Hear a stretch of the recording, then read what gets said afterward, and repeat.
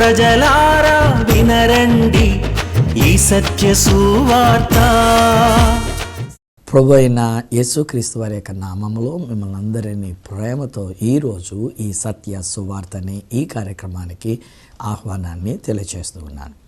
నా మిక్కిలి ప్రియ స్నేహితులారా, నా మటుకు నాకు నా హృదయ స్పందన ఏమంటానంటే, మన ప్రభు అయిన యేసుక్రీస్తు వారు రెండవసారి ఈ భూమి మీదకి ఆయన త్వరగా రాబోతూ ఉన్నారు. అదే ఆయన మాకిచ్చిన వాగ్దానం. ప్రకటన 22:12 ఆయన చెప్పిన మాట ఏమన్నారంటే, ఇదిగో త్వరగా వచ్చుచున్నాను, ఇదిగో త్వరగా వచ్చుచున్నాను. పరిస్థితులను నేను చూస్తూ ఉన్నప్పుడు, ప్రపంచ దేశంలో ఉన్నటువంటి జరుగుతున్న విషయాల్ని నేను గమనిస్తూ ఉన్నప్పుడు, ఈరోజు నేను ఖచ్చితంగా అదే మాట చెప్తానండి. వస్తానని చెప్పిన యేసు ప్రభు వారు త్వరగా ఆయన వచ్చేస్తూ ఉన్నారు. ఒకటి నేను పదే జ్ఞాపకం చేస్తున్న మాట ఏంటంటే, మన ప్రభుని రాకడ మనల్ని శిక్షించడానికి కాదు, మనల్ని నరకానికి నెట్టివేయడానికి కాదు. ఉంది, అది నేను కాదనట్లేదు.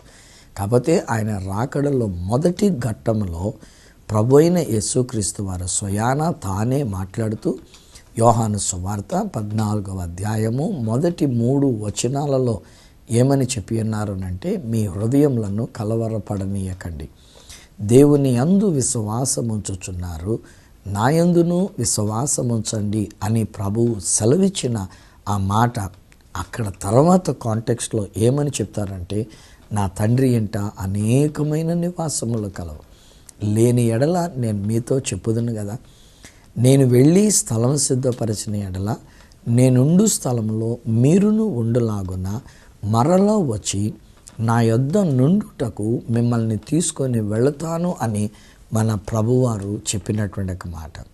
అంటే ఆ యేసు ప్రభు వారి యొక్క రెండవ రాకడలో ఉన్నటువంటి యొక్క ఉద్దేశం, ఆ మాటలు బట్టి మనం అర్థం చేసుకోగలిగితే మనందరినీ, అనగా యేసునందు విశ్వాసం ఉంచిన వారిని, యేసు ప్రభుని తమ ప్రభువుగా అంగీకరించినటువంటి వారిని అందరినీ ఆయన ఎక్కడున్నారో అక్కడికి తీసుకొని వెళ్ళడానికి, ఆయనతో పాటు మనం ఉండడానికి, మనల్ని తీసుకొని వెళ్ళడానికి, ఇది మన ప్రభువారి యొక్క రెండవ రాకడలో ఉన్న ఉద్దేశముగా చెప్తూ ఉన్నాడు.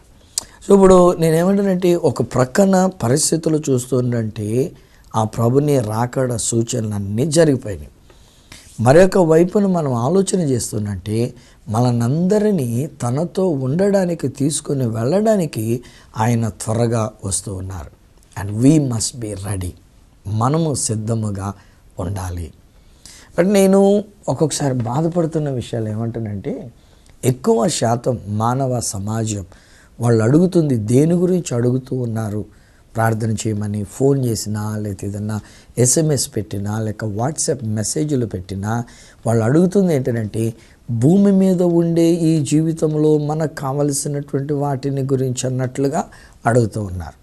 ఫర్ ఎగ్జాంపుల్, గతంలో కూడా నేను మాట్లాడుతూ ఉన్నప్పుడు బిడ్డలు పరీక్షలు రాసేటువంటి బిడ్డల కొరకు ప్రార్థన చేయడానికి ముందుకు వచ్చాను.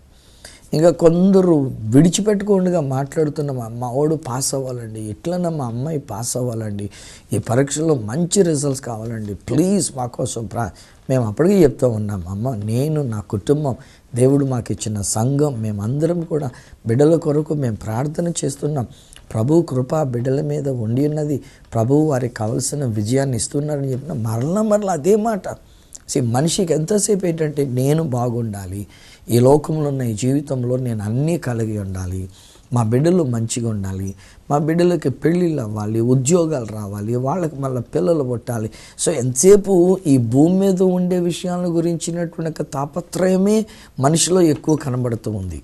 కానీ నా ప్రభువు చెప్పినటువంటి ఒక మాట ఏమన్నారనంటే, ఆయన నీతిని, ఆయన రాజ్యాన్ని మీరు వెతకండి, ఈ లోకంలో మీకు కావలసినవన్నీ కూడా మీకు అనుగ్రహించబడుతూ ఉన్నాయి. సో ఆయన యొక్క రాకడను గురించి, ఆయన రాజ్యాన్ని గురించి మనం వెతుకుతూ ఉన్నప్పుడు, నేనంటున్నాను, మీ బిడ్డల యొక్క పరీక్షలో దేవుడు మీకు విజయాన్ని ఇచ్చేశారు, మీకు కావలసినటువంటి ఒక స్వస్థత, ఆరోగ్యాన్ని ఇచ్చేశారు, మీకున్న అక్కర్లన్నీ కూడా ఆయన తీరుస్తారు అని నేను చెప్పట్లేదు సుమండి. నా మాటలు ఎప్పుడు కూడా గమనించుకోండి. నేను ఏమంటానంటే, యేసు క్రీస్తు నందు మనకు జరగవలసిన విషయాలన్నీ కూడా ఆయన జరిగించేశారు. బహుశా ఒక సహోదరి బిడ్డలు లేక మీరు కనిపెట్టుకుంటూ మీరు మాట పలుకుతున్నారు, నాకు బిడ్డల్ని ఇస్తే ఎంత బాగుండు, దేవుడు నాకు బిడ్డల్ని ఇచ్చి నన్ను ఆశీర్వదిస్తే ఎంత బాగుండు, దేవా ఒక కుమారుడినైనా ఇవ్వండి ఆయన, ఒక కుమార్తెనైనా ఇవ్వండి ఆయన, నా మీదున్న నింద అవమానం తీసివేయబడాలి నాయన, నేను సంతోషభరితురాలుగా ఉండాలి నాయన అనుకొని బహుశా మీరు కనిపెడుతున్నారు. నేను మీకు కూడా చెప్తున్న మాట ఏమిటంటే, దేవుడు తన అనుకూలమైన సమయంలో మీకు బిడ్డల్ని ఇచ్చి ఉన్నారు. సో ఇప్పుడు మనం చేయాల్సింది ఏంటంటే, ప్రభుని స్తుతించుకుంటూ, ప్రభుని సేవించుకుంటూ, ఇశ్రాయేలు ప్రజలైనటువంటి వారు ప్రభుని సేవిస్తూ ఉంటుండగా వారిని వాగ్దాన దేశానికి తీసుకొని వెళుతున్నటువంటి ఒక ప్రకారంగా మన విషయంలో కూడా ఆ దేవుడు మాట్లాడుతున్నటువంటి ఒక మాట ఏమిటంటే, మనం ఆయనను స్తుతిస్తూ, మనం ఆయనను సేవిస్తూ, ఆయన యందు మనం విశ్వాసం ఉంచినప్పుడు ఏదో ఒక రోజు ప్రభుని రాకడ జరుగుతుంది. ఆ రోజుని మనం అందరం కూడా ప్రభువుతో పాటు ఎత్తబడేటువంటి ఒక గుంపులో ఉండేటువంటి ఒక అవకాశం మనకు కలుగుతుంది. ఆయన రాకడ దగ్గరైందని ఎలా చెప్పగలము అనే మాటకి ఈ రోజుని నేను మీ ముందుకి కొన్ని విషయాలని తీసుకొని వస్తున్నాను.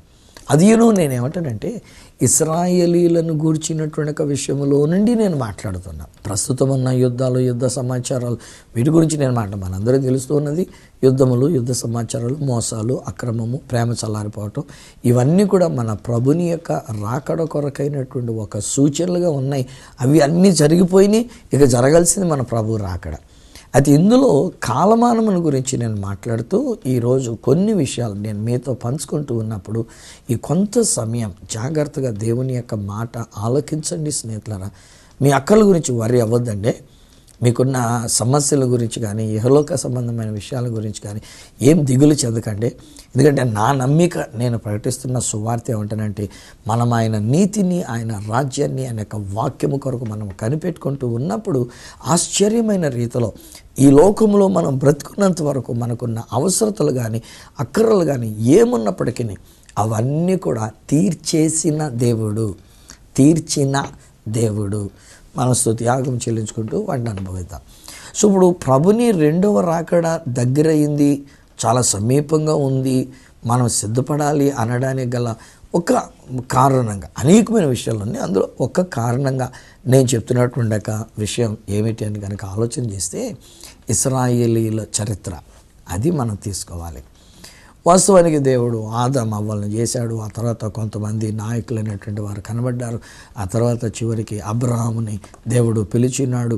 ఈ అబ్రహాము ద్వారా దేవుడు ఇచ్చినటువంటి ఒక యాకోబు యొక్క సంతానాన్ని ఇశ్రాయేల్ అనే పేరుతో మార్చి ఆ యాకోబు యొక్క సంతానాన్ని ఇశ్రాయేలీయులుగా దేవుడు చేసి ఉన్నారు. ఈ ఇశ్రాయేలు ప్రజలైనటువంటి వారు ఐగుప్తుకి వలసకు వెళ్ళారు. యాకోబు గారి యొక్క కాలంలోనే వారి యొక్క కుమారుడైనటువంటి ఒక యోసేపు ఐగుప్తు దేశానికి రాజు, తర్వాత రాజు అంతటి వాణిగా ఉండి ఈ ఫుడ్ కార్పొరేషన్ అనేటువంటి ఒక ఐడియాలజీ అక్కడి నుంచి వచ్చింది, యోసేపు గారి దగ్గర నుంచి. అప్పుడున్న ఫరోకి దేవుడు చూపించినటువంటి ఒక కళ భావాన్ని చెప్తూ, రాజా మనకు విస్తారమైన పంట పడుతుంది 7 సంవత్సరాలు, ఆ తర్వాత 7 సంవత్సరాలు శ్రమలు, కష్టం, కరువు వచ్చేటువంటి ఒక ప్రమాదం ఉంది, కాబట్టి ఇది సంగతి అని అంటే, అప్పుడు రాజుగారు అంటాడు, ఇంత చక్కని భావం చెప్పావు గనక ఆ విషయంలో ఏమి చెయ్యాలో, మనం ఏమి అక్కడ మనం పాటించాలో అన్నీ నీకే చెప్తున్నాను చేయమని చెప్పేసానంటే, అలాగున బాగా పండిన 7 సంవత్సరాల యొక్క పంట అంతా కూర్చి కరువు వచ్చినటువంటి ఒక సంవత్సరాల్లో ఆ పంటను బయటికి తీసుకొని వచ్చి ప్రజలకు ఇప్పించి అలాగున్న ప్రజలను కాపాడడం అనేటువంటిది జరిగినటువంటి ఒక విషయం. సో ఇక్కడ ఆహారం ఉందన్న ఉద్దేశంతో కనాను అని వారు నివసిస్తున్న ప్రదేశంలో ఆహారం లేక తిని యొక్క సహోదరులు, యోసేపు గారి యొక్క సోదరులు ఇక్కడికి వచ్చి వీళ్ళు సోదరులుగా ఆయన గుర్తించి నాన్నను కూడా తీసుకొని రండి అంటే, ఇప్పుడు యోసేపు అనే ఫరో, తర్వాత ఫరో అంతటి రాజుగారి యొక్క తండ్రి వాళ్ళ యొక్క అన్నగారులు వస్తున్నారంటే అద్భుతమైన వెల్కమ్ అండి, మంచి స్వాగతం పలికారు. ఒకసారి నేను ఐ థింక్ నాకు 50వ సారి అని అనుకుంటే అట్లాగా నేను ఇజ్రాయెల్ దేశానికి వెళ్ళటం జరిగినప్పుడు ఐగుప్తు దేశంలో ఉన్నటువంటి వారితో కూడా నేను మాట చెప్పాను, this is my 50th time coming to your Egypt అని చెప్పేసి అని అక్కడ గైడ్గా ఉండేటువంటి వాళ్ళు చెప్పారు. ఈలోగా మేము అక్కడ వచ్చిన తర్వాత మేము నైలు నది భోజనానికి మేము దిగుతూ ఉంటాం సాయంకాలానికి అన్నట్టుగా నైలు నది భోజనం దగ్గరికి.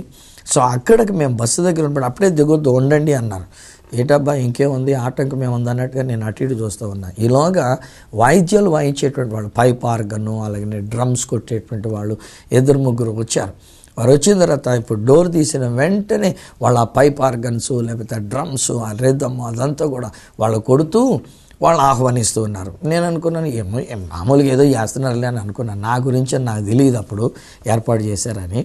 ఇంకా అక్కడి నుంచి నేను కూడా ఆ డ్రమ్స్ రిథమ్ వేస్తుంటే హుషారుగా వీళ్ళందరినీ నడిపిస్తుంటాను, కాస్త ఊగుతూ డ్యాన్స్ కింద అట్లాగా అటు ఇటు ఊగుతూ వాళ్ళందరూ వెళ్తున్నట్టే వాళ్ళేమో చక్కని డ్రెస్సులతో, డ్రెస్ కోడ్తో వాయిద్యాలు వాయించుకుంటూ ముందర నెమ్మదిగా నడుస్తున్నట్టే మన వాళ్ళందరినీ తెచ్చి నేనేమో మన ఇండియా దేశపు జెండా, మన భారతీయ జెండా పట్టుకొని రండి అని చెప్పేసి నా జెండాను కూడా చక్కగా ఊగుతూ రిథమ్ ప్రకారంగా ఊగుతూ నేను ఆ ఓడ వరకు, ఆ పడవలోనికి వెళ్ళేటంత వరకు వెళ్ళినా.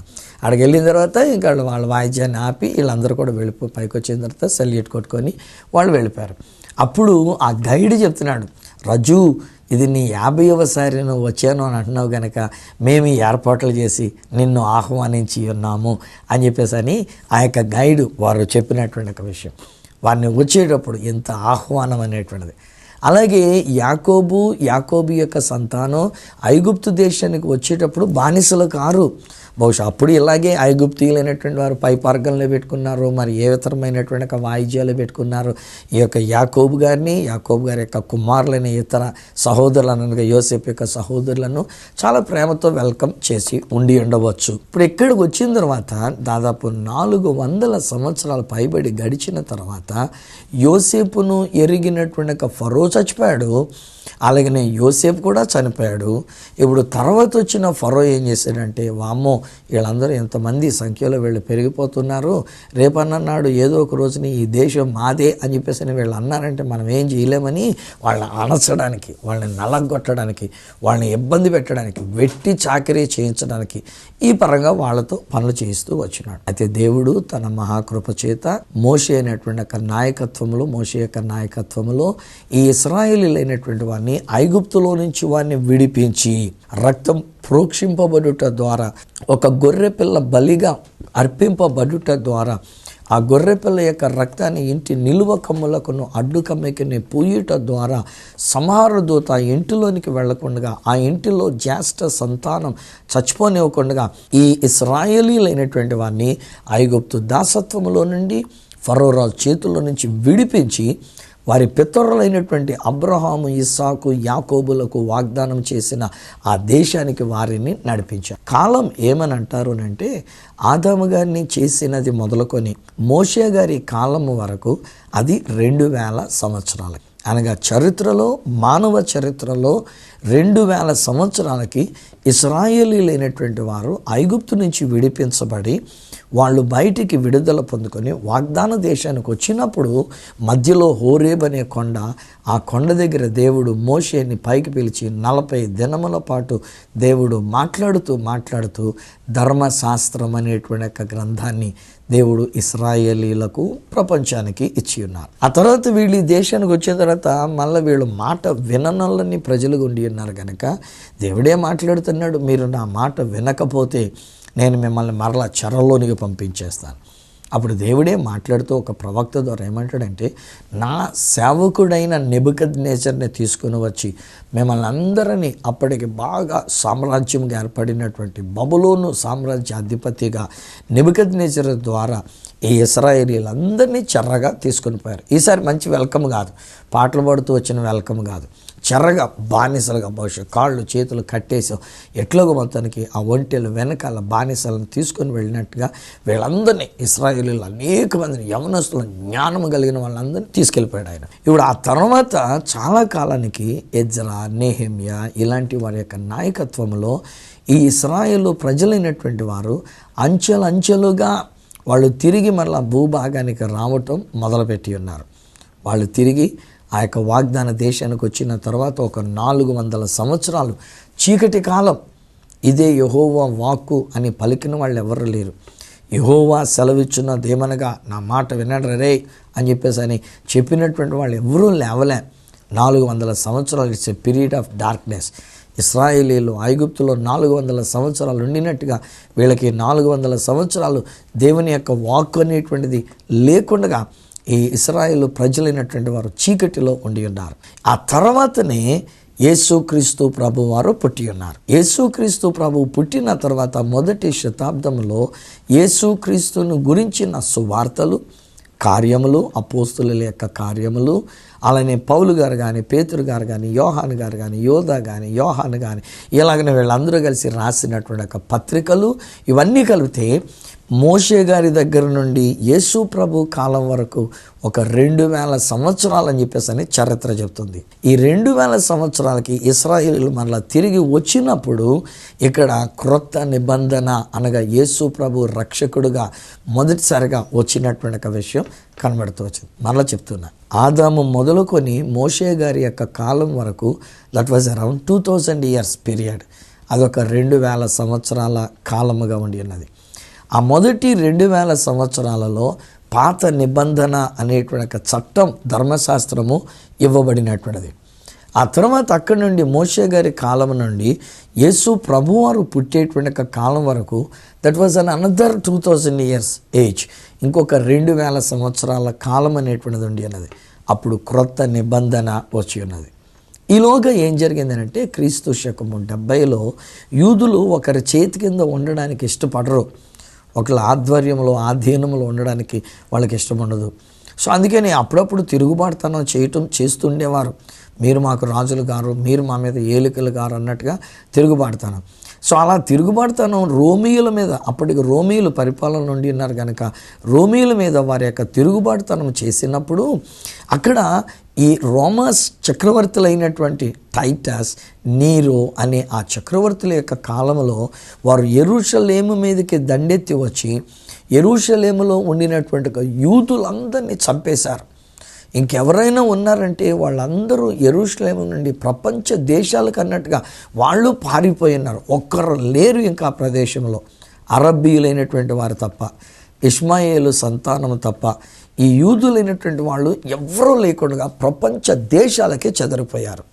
అప్పటి నుండి దాదాపు 1900 సంవత్సరాలు పైబడి వాళ్ళు ప్రపంచ దేశాల్లో ఉండి సెటిల్ అయిపోయినటువంటిగా ఉన్న వాళ్ళు 1917 నుండి ఆ తర్వాత 1948 మే 14వ తారీఖు నాకు వారికి స్వాతంత్రం బ్రిటిష్ వాళ్ళు ప్రకటించిన ప్రకారంగా ఈ ఇశ్రాయేలీలైనటువంటి వారు తిరిగి మరలా ఈ భూభాగంలోనికి రావటం జరిగి ఉన్నది. అంటే నేను అంటాను, యేసు ప్రభు వారి భూమి మీదకి రక్షకుడిగా మనల్ని రక్షించడానికి తన ప్రాణం పెట్టడానికి వచ్చిన ఆ యేసుక్రీస్తు ప్రభు వారు వచ్చిన కాలం మొదలుకొని వీళ్ళు మరలా తిరిగి యూదులైనటువంటి వారు ఆ భూభాగంలోనికి రావడానికి అయినటువంటి ఒక కాలమానం దాదాపు 1948వ సంవత్సరం, 1948 సంవత్సరాలు. ఆ తర్వాత ఈవెన్ ఇప్పుడైతే మనం అంటే ఈ 2000 సంవత్సరాలు దాటిన కాలంలో మనం ఉండి ఉన్నాం.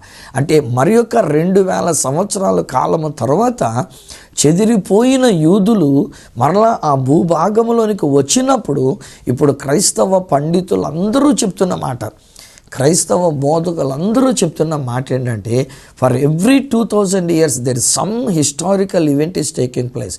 మొదటి 2000 సంవత్సరాలకి పాత నిబంధన గ్రంథం వచ్చింది, మరి యొక్క 2000 సంవత్సరాలకి యేసు ప్రభువుని బట్టి క్రొత్త నిబంధన అనే గ్రంథం వచ్చి ఉన్నది.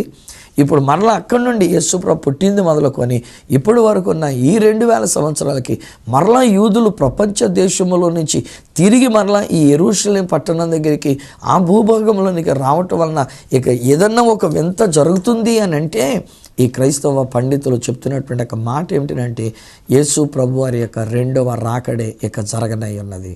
అవును, ఈ రోజున కూడా నేను చెప్తున్నాను నా మిక్కిలి ప్రియ స్నేహితులారా, ఏమో ఒకవేళ మీరు ఏ రీతిగా ఉన్నారో నాకు తెలియదు, భూ సంబంధమైన వాటి కొరకే మీరు తాపత్రయపడుతూ ఉండి ఉన్నారేమో, ఇహలోక సంబంధమైన వాటిని ప్రేమించి నాకు ఇది కావాలి, నాకు అది కావాలి, నాకు ఇది ఉండాలి, నాకు అది ఉండాలి అని ఏమేమో ఒకవేళ మన దేవుని దగ్గర అడుగుతూ ఆయన రాజ్యాన్ని గురించిన విషయం మర్చిపోయి ఆయన రాకడను గురించిన విషయం నిర్లక్ష్యం చేసి అలక్ష్యము చేసి ఒకవేళ మనం ఎంతసేపు ఈ భూమి మీద మాకు ఉండవలసిన విషయాల కొరకని మాత్రమే ఒకవేళ కనుక మనం ఆలోచిస్తూ ఉండి ఉంటే నేను అంటాను ఏ క్షణమో ఏ గడియో ఆ ప్రభుని రాకడ గనక జరిగినట్లయితే స్నేహితులారా ఏమో మనం విడవబట్టం అనేటువంటిది ఉండకూడదు అనేది నా ప్రార్థన. నా మాటలు వింటున్న మీరు, మీ కుటుంబం, మనమందరము ఆ ప్రభుని రెండవ రాకడలో ఎత్తబడే గుంపులో మనం ఉండాలి. అందుకే ఆయన మాకును వాగ్దానం చేసినటువంటి ఒక మాట, అనగా సామర్లకోటలో ఉన్న ఈ సత్య సువార్త సంఘానికి దేవుడు వాగ్దానం చేసినటువంటి ఒక మాట ఏమిటంటే, ప్రకటన గ్రంథం 22వ అధ్యాయం 12వ వచనంలో అన్నాడు, ఇదిగో త్వరగా వచ్చుచున్నాను. ఇప్పుడు నేను చెప్పిన ఈ ఇయర్స్కి ఈ ప్రభు యొక్క రాకడికి కనెక్షన్ ఏంటి అని ఒకవేళ మీరు ఆలోచిస్తూ ఉండి ఉన్నారా? చెప్తున్నాను వినండి. అది కూడాను మొదటగా మోషే వరకు అది 2000 సంవత్సరాలు. మోషే గారి దగ్గర నుండి యేసు ప్రభు రక్షకుడుగా సిలువలో తన ప్రాణం పెట్టడానికి వచ్చిన కాలం వరకు 2000 సంవత్సరాలు. యేసు ప్రభు వచ్చింది మొదలుకొని ఇప్పటికీ మరి 2000 సంవత్సరాలు. ఓవరాల్గా 6000 సంవత్సరాలు.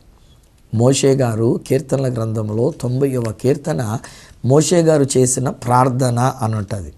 అక్కడ మోషే గారు అంటాడు, ప్రభువా నీ దృష్టికి 1000 సంవత్సరములు గతించిన నిన్నటి వలెనున్నవి. క్రొత్త నిబంధన గ్రంథంలో పేతురు భక్తుడు తన యొక్క 2వ పత్రిక 3వ అధ్యాయంలో మాట్లాడుతూ, ప్రభు దృష్టికి 1000 సంవత్సరములు ఒక దినము వలెను, ఒక దినము 1000 సంవత్సరముల వలెను ఉన్నవి అని పేతురు భక్తుడు కూడా ఆయన మాట్లాడుతూ ఉన్నాడు. మన తండ్రి అయిన దేవుడు ఆదాముతో మాట్లాడుతూ ఉన్నప్పుడు, నీవు ఆ పండు తిను దినమున నిశ్చయముగా చచ్చెదవు అని దేవుడు చెప్పారు. కానీ పండు తిన్న సమయంలో అదే దినములో వాళ్ళు కింద పడిపోయి నొర్ర కార్చుకొని చచ్చిపోలే, వాళ్ళు ఇంకా కొంతకాలం బ్రతికారు. కన్ఫ్యూజన్ అవ్వద్దు. నేను మాట్లాడుతున్న మాట ఏంటంటే 5వ అధ్యాయం ఆదికాండం 5వ అధ్యాయం దగ్గరికి వచ్చేసరికి అప్పటికి ఉన్న మానవులందరూ పుట్టినటువంటి ఒకరి తర్వాత ఒకరు పుట్టిన మానవులందరూ ఒకరి తర్వాత ఒకరు వారి వారి యొక్క కాలమానములలో వారు మరణించడం జరిగినది. కానీ ఏ మానవుడు కూడా 999 దాటి 1000 సంవత్సరంలోనికి అన్నట్టుగా వెళ్ళలే. ఎందుకంటే దేవుని యొక్క దృష్టిలో ఒక దినము 1000 సంవత్సరముల వలెను, 1000 సంవత్సరములు ఒక దినము వలన ఉన్నవి గనక మనుషులందరూ ఆదాముతో పాటు ఈవెన్ అతి దీర్ఘకాలం జీవించిన మెతూషల్ అనేటువంటి ఆయనతో సహితం 1000 దాటకుండగానే వాళ్ళు చచ్చిపోయారంటే దేవుని దృష్టిలో ఒక దినం అనే 1000 సంవత్సరాల్లో చనిపోయారు. ఇప్పుడు దీని కనెక్షన్ తీసుకొద్దాం రండి. దేవుడైన యెహోవా ఆదికాండం 1వ అధ్యాయంలో మనం చదువుకున్నప్పుడు 6 దినముల పాటు దేవుడు సృష్టిని సృష్టించి ఉన్నారు. 7వ దినము విశ్రాంతి దినముగా దాన్ని ఆశీర్వదించి ఈ మానవుడిని తీసుకుని వెళ్ళి విశ్రాంతి దినములో పెట్టి ఉన్నారు. ఇప్పుడు ఒక దినం 1000 సంవత్సరాలు అయితే, మానవ మనుగడ మొదలుపెట్టి ఇప్పటికీ 6000 సంవత్సరాలు అయితే మీరే లెక్కలు కట్టండి. అంటే దేవుని దృష్టిలో ఎన్ని దినములు అన్నట్టుగా అయినట్లు ఇది 6 దినములు అయినట్టు. అంతే. ఈ 6 దినములు దేవుడు తాను చేయవలసిన కార్యాలని చేస్తూ ఉన్నాడు. మానవాళిని రక్షించడానికి, తన ప్రియ కుమారుని లోకంలోనికి పంపించి తన రక్తాన్ని ప్రోక్షించడానికి, దానికంటే ముందు పాత నిబంధనలో ధర్మశాస్త్రపూర్వకంగా ప్రత్యక్ష గుడారము ద్వారా సొలొమోన్ రాజు గారు కట్టించిన దేవాలయం ద్వారా మనుషులను ఒక నీతియుక్తంగా మార్చడానికి, ధర్మశాస్త్రం ద్వారా వారిని నీతిమంతులుగా తీర్చడానికి ఆయన చేయవలసిన పనులన్నీ చేస్తూ వచ్చినారు. ఇక 7వ 1000 సంవత్సరముల కాలం అనేటువంటిది ప్రకటన గ్రంథములో ప్రభువు తెలియజేయించిన ప్రకారంగా 1000 సంవత్సరాలు ఆయన యెరూషలేములో దావీదు సింహాసనం మీద కూర్చుని ఉండి పరిపాలన చేసేటువంటి ఒక కాలం అది రాబోతుంది. దానికి ముందే దేవుని యొక్క వాక్యం ఏమిటంటే, ఆ 1000 సంవత్సరాలు మనము యేసుతో పాటు పరిపాలన చేయడానికి ఆయన మధ్యాకాశానికి వస్తున్నారు. ఎవరు ఆయన యందు విశ్వాసం ఉంచినారో వారిని తన యొద్దకు తీసుకొని వెళ్ళడానికి అన్నట్టుగా వస్తున్నారు. అది ఎప్పుడు మనకు తెలియదు. కాలమానం అయితే తెలుస్తూ ఉంది, కాలాన్ని మనం అర్థం చేసుకున్నాం. కానీ ఆయన మధ్యాకాశానికి వచ్చి ఇక్కడికి ఎక్కి రండి అని పిలిచేటువంటి సమయం ఏ క్షణమో ఏ గడియో మనకు తెలియదు. ఏమో ఇప్పుడు నేను చూస్తున్న దానిని బట్టి 6 దినములు అయిపోయినాయి. 2000 సంవత్సరం నుండి మనం 7వ దినములోనికి ప్రవేశించేశాం. ఇప్పుడు 7వ దినంలో మొదట జరగవలసిన ఘట్టం ఏంటంటే, ఆయన మధ్యాకాశానికి రావడం, మననందరినీ కూడా మధ్యాకాశాన్ని తీసుకుని వెళ్ళి ఆయన రాజ్యములో మనల్ని కూర్చొని పెట్టడానికి, ఆయనతో పాటు యెరూషలేములో నుండి మనము ఈ యొక్క భూమి మీద ఉన్న మిగిలిన మానవాళిని, రక్తమాంసములతో ఉన్న మానవాళిని ఏలడానికి ఆయన త్వరగా మనల్ని తీసుకొని వెళ్ళడానికి వస్తున్నారు. నమ్మకిలి ప్రియ స్నేహితులారా, ఏ క్షణమో ఏ గడియో ఆయన రాకడం మనకు తెలియదు. ఈలోగా నేను మిమ్మల్ని కోరుతున్న మాట ఏంటంటే, దేవుని యందు విశ్వాసం ఉంచండి. ప్రభు అయిన యేసునందు విశ్వాసం ఉంచండి. మీ కొరకు రక్షకుడిగా మిమ్మల్ని రక్షించడానికి వచ్చిన రక్షకుడైన యేసునందు నమ్మిక ఉంచండి. ఆయన సిలువలో చనిపోయి తిరిగి లేచింది మీ కొరకే, నా కొరకేనని మనం నమ్మి ఆయన కార్చిన రక్తములో కడగబడిన వారమై ఆయన యొక్క రాకడ కొరకన్నట్లుగా మనం ఎదురు చూస్తూ ఉందాం. నేను ఇలా మాట్లాడుతూ ఉంటాను, కానీ ఆ యేసయ్య రాకడ మధ్యాకాశానికి జరిగి ఎక్కి రమ్మని పిలిస్తే మీరు మీ ఇంట్లో ఉన్న వాళ్ళందరూ కూడా ఆ రాకడలో ఎత్తబడే గుంపులో ఉండాలి. నేను నా ఇంటి వారం కూడా ప్రతిరోజు మా ప్రార్థన అది, మా యొక్క కృతజ్ఞతాస్తుతులు అవి. మా మంచితనాన్ని బట్టి కాదు, కానీ నీ కృప చేత, నీ ప్రేమ చేత నన్ను, నా ఇంటి వారిని, మీరు నాకు అప్పగించిన ఈ సత్య సువార్త సంఘటనని, అలాగే నేను టీవీలో నేను ఇలా మాట్లాడుతున్నాను కనుక ఎందరైతే ఈ కార్యక్రమాన్ని వీక్షిస్తున్నారో వారందరినీ ప్రభు తన యొక్క రాజ్యంలోనికి తీసుకుని వెళ్ళడానికి వస్తున్నారు. అందులో మీరుండాలి, నేనుండాలి, మనం అందరం కూడా ఉండాలి. పరమ తండ్రి, మీకు వందనాలు. మీ ప్రియ కుమారుడైన యేసుక్రీస్తు వారి యొక్క నామంలో నేను ప్రార్థన చేస్తూ ఉన్నాను. నిజమేనైనా లోకంలో చూస్తుంటే ఏదో బాగానే ఉంది కదా అని ఎవరికి వాళ్ళు నిర్లక్ష్యంగా ఉంటూ ఉన్నాం. కానీ పరిస్థితులు మేము గమనించినప్పుడు, కాలాన్ని మేము గమనించినప్పుడు మీరు వచ్చే సమయం ఆసన్నమైపోయింది. ఏ క్షణమో ఏ గడియ కూడా మాకు తెలీదు. అంతా బాగానే ఉంది కదా అని మేము అనుకుంటాం. కానీ సడన్గా మీరు మధ్యాకాశానికి వచ్చి ఇక్కడికి ఎక్కి రమ్ము అని పిలిస్తే ఈయన మాటలు వింటున్నటువంటి వీళ్ళందరూ కూడా నైనా, నేను నా ఇంటి వారందరం కూడా నైనా, మీరు నాకు అప్పగించినటువంటి ఈ సత్య సువార్త సంఘబిడ్డలు అందరము కూడా నైనా మీ రాకడలో మేము ఎత్తబడే గుంపులో ఉండాలని మేము ప్రార్థిస్తున్నాం. ఇట్స్ ఓకే నాయనా. ఈ రోజు నుంచి ఒకవేళ ఆంధ్ర రాష్ట్రంలో 10వ తరగతి పరీక్షలు రాస్తున్నటువంటి బిడ్డలు ఈ రోజు నుంచి వాళ్ళు రాయటం మొదలుపెట్టి ఉన్నారు. వారి పరీక్షల్లో కూడా మీరు తోడై ఉన్నారు. వారికి కావలసిన విజయాన్ని మీరు ఇచ్చి ఉన్నారు. జీవిత పరీక్షలలోనైనా నిరుత్సాహాన్ని, కృంగిపోయిన స్థితిని కలిగి హృదయము కలవరముతో నిండుకున్నటువంటి వారు ఉన్నారు. వారిని, వారి హృదయాన్ని ధైర్యపరిచి మీ రాకడ కొరకు మమ్మల్ని సిద్ధపరుస్తున్నారు. మీ రాజ్యము కొరకు మమ్మల్ని సిద్ధపరుస్తున్నారు. మీ రాజ్యాన్ని మేము వెతికే వారంగా ఉండటం వలన మమ్మల్ని ఆ రాజ్యానికి తీసుకుని వెళ్ళడానికి మీరు త్వరగా వస్తూ ఉన్నారు. వీరిని, ఈ కుటుంబాన్ని నీ చేతిలో పెడుతున్నాను. ఎవరు ఏ వ్యాధి బలహీనతలతో ఉన్నప్పటికీ, ఏ సమస్యలతో ఒకవేళ ఉన్నప్పటికీ, ఏ కన్నీటి పరిస్థితుల్లో వారు ఉన్నప్పటికీ, ఏ ఆర్థిక ఇబ్బందులలో వారు ఉండి ఉన్నప్పటికీ, నీ రాజ్యాన్ని వీరు వెతుకుతూ ఉంటుండగా ఈ లోకంలో వారికి కావలసినవన్నీ మీరు తీర్చి నీ మహిమలోనికి తీసుకుని వెళ్ళడానికి వస్తున్నందుకు మీకు స్తోత్రాలు చెల్లించుకుంటూ వీరిని, ఈ కుటుంబ సభ్యులను, ఈ ఇంట్లో ఉన్న ప్రతి ఒక్కొక్కరికి నీ రక్షణ నేను పలుకుతూ, నీ రక్తంలో కడగబడి ఉన్నారని పలుకుతూ ప్రార్థించి పొంది ఉన్నాము తండ్రి. ఆమేన్, ఆమేన్.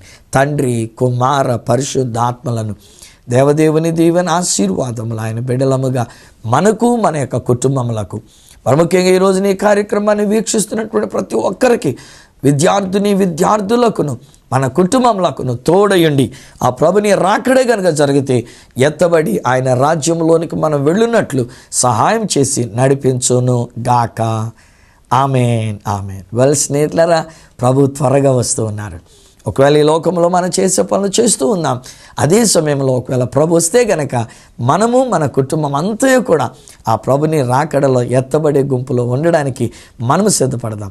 ఈరోజు ఈ వర్తమానం ద్వారా మీరు దీవించబడినటువంటి మీరు మీ సంతోషాన్ని, మీ ఆనందాన్ని, మీ అద్భుతాన్ని నాతో పంచుకోవాలనుకున్నట్లయితే నా అడ్రస్ ఈ సత్య సువార్త, సామర్లకోట 533440, కాకినాడ జిల్లా, ఆంధ్రప్రదేశ్. అడ్రస్ మరొకసారి చెప్తూ ఉన్నా, ఈ సత్య సువార్త, సామర్లకోట్ 533440, కాకినాడ డిస్ట్రిక్ట్, ఆంధ్రప్రదేశ్. అప్పుడు ఒకవేళ మాతో మీరు ఫోన్లో మాట్లాడాలని అనుకున్నట్లయితే, ఒకవేళ పరీక్షలు రాస్తున్నటువంటి బిడ్డలు మీ సంగతి కూడా మా ఫోన్లో వాట్సాప్ ద్వారా తెలియజెప్పవచ్చు. ఒకవేళ ఏదైనా ప్రార్థన అవసరం ఉన్నట్లయితే, అలానే ప్రభుని రాకడ కొరకు మీరు సిద్ధపడాలని అనుకున్నట్లయితే మీరు కూడా మాకు తెలియచేయచ్చు.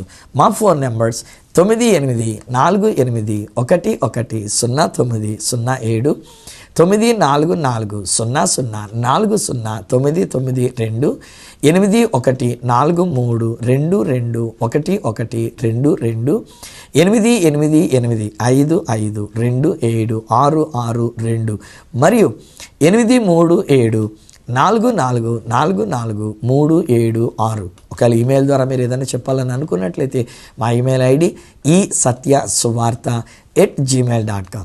మళ్ళీ నెక్స్ట్ ప్రోగ్రాంలో మీ ముందుకు వచ్చి ప్రభుని రాకడ ఆలస్యం అయితే మీ ముందుకు వచ్చి మరొక అద్భుతమైన ఈ సత్య సువార్తను మీతో పంచుకునేటంత వరకు మిమ్మల్ని అందరినీ మన ప్రభువును రక్షకుడునైనా త్వరగా రానైనా యేసయ్య చేతులకు మిమ్మల్ని అప్పగిస్తూ మీ దగ్గర సెలవు తీసుకుంటున్న మీ ప్రియ సహోదరుడు ఈ సత్య సువార్త రాజు.